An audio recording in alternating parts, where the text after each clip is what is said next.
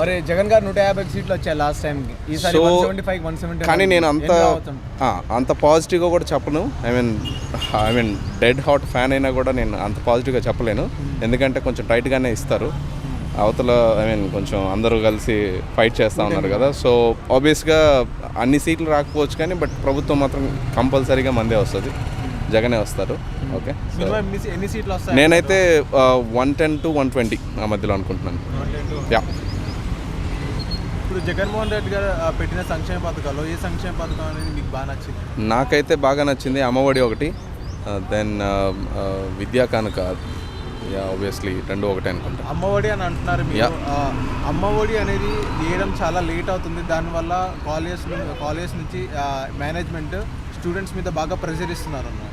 అది లేట్ అవుతుంది కదా, దానివల్ల అమ్మఒడి చాలా ఎఫెక్ట్ అవుతుంది అంటారు స్టూడెంట్స్. దాని మీద మీరేమంటారు? సో లేట్ అంటే అది యాక్చువల్గా ప్రైవేట్ స్కూళ్ళల్లో చదివించుకునే వాళ్ళకి మాత్రమే. సో అది యాక్చువల్గా ఆ కాన్సెప్టే లేదు. ఫస్ట్ జగన్ అమ్మఒడి పెట్టడానికి మెయిన్ కారణం ఏంటంటే ఈ ఎవరైతే గవర్నమెంట్ స్కూల్స్కి పంపించుకుంటూ కూలీ అలా చేసుకుంటూ పంపిస్తున్నారో సో వాళ్ళ పిల్లలకి ఆ ఇయర్ మొత్తం కొంచెం ఖర్చులకు కానీ వాళ్ళకి చేయూతనివ్వడానికి మాత్రమే ఇది పెట్టారు. But because of the opposition వాళ్ళు చెప్పిన దీనివల్ల ఏమైంటే వాళ్ళు కొంచెం ఇది చేశారు కదా.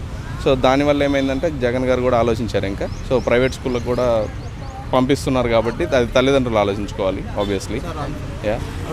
అంతకుముందు ప్రైవేట్ స్కూల్స్కి ఇప్పుడు డైరెక్ట్ గవర్నమెంట్ స్కూల్స్ ఉండేది, ఏదైతే ఫ్రీ బీస్ అనేది ఇప్పుడు గవర్నమెంట్ నుంచి స్టూడెంట్స్కి వస్తుంది. దానివల్ల బాగా స్టూడెంట్స్ అనేది బాగా ప్రెషర్ ఫీల్ అవుతున్నారు అండ్ సొంత డబ్బులు పెట్టాల్సిన అవసరం వస్తుంది ఫీ కట్టడానికి.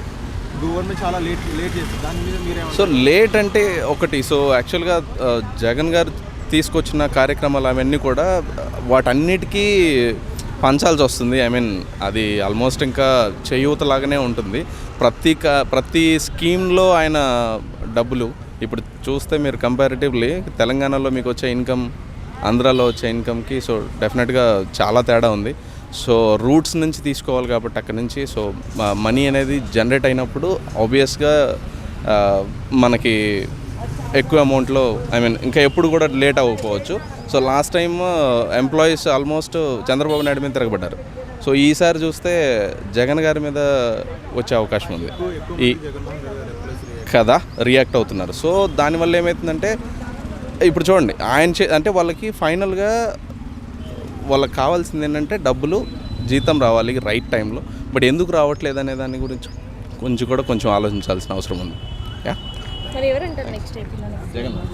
నమస్తే అన్న. నమస్తే అండి. ఆంధ్రప్రదేశ్లో కొద్ది రోజులు ఎలక్షన్స్ ఉన్నాయి కదా, మరి ఏ పార్టీ గవర్నమెంట్ ఫామ్ చేస్తా అనుకుంటున్నారు?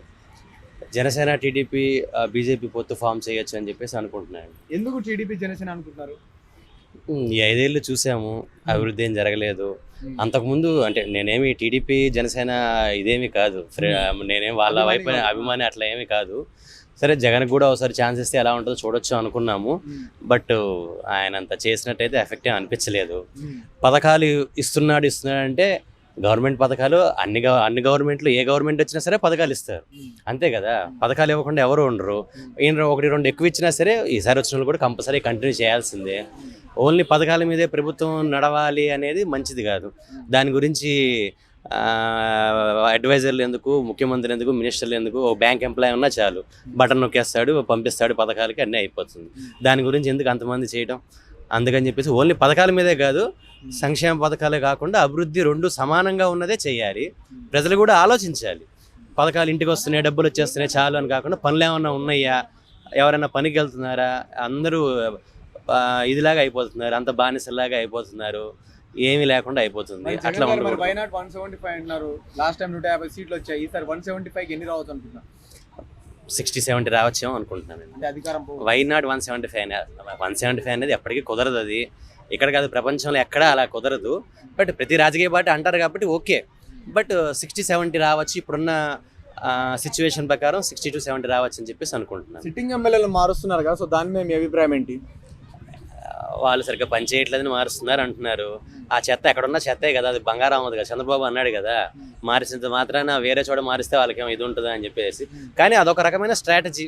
ఇప్పుడు జగన్ ఉద్దేశం ఏంటంటే ఎమ్మెల్యేలను చూసి కాదు ఓటేసేది, జగన్ని చూసి ఓటేయడం అనేది ఆయన ఉద్దేశం అంతే. ఎమ్మెల్యేలు ఇప్పుడు ఏ నియోజకవర్గంలో ఎమ్మెల్యే పనిచేయలేదు, వాళ్ళకి వ్యతిరేకత బాగా ఉంది. ఆయన స్ట్రాటజీ ఏంటి అంటే మారిస్తే కొత్త వాళ్ళు వస్తే వీళ్ళకి కూడా ఏమైనా ట్రై చేయొచ్చు అని చెప్పేసి.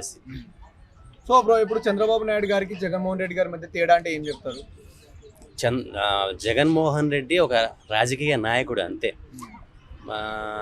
చంద్రబాబు నాయుడు అనేది ప్రభుత్వాన్ని ఎలా పాలించేది కూడా తెలుసు ఆయనకి. సరే చిన్న చిన్న తప్పులు చేశారు, రియల్ ఎస్టేట్ కొంచెం ఇదిగా చేశారు, ఎంత చేసినా సరే చంద్రబాబు నాయుడు ఉంటేనే ఒక రకంగా మంచిది. డెవలప్మెంట్ కానీ, విజన్ కానీ, సంక్షేమ పథకాలు, అభివృద్ధి రెండు సమానంగా చేసే ఇది ఆయనకు ఉండొచ్చు అని చెప్పేసి అనుకుంటున్నాను.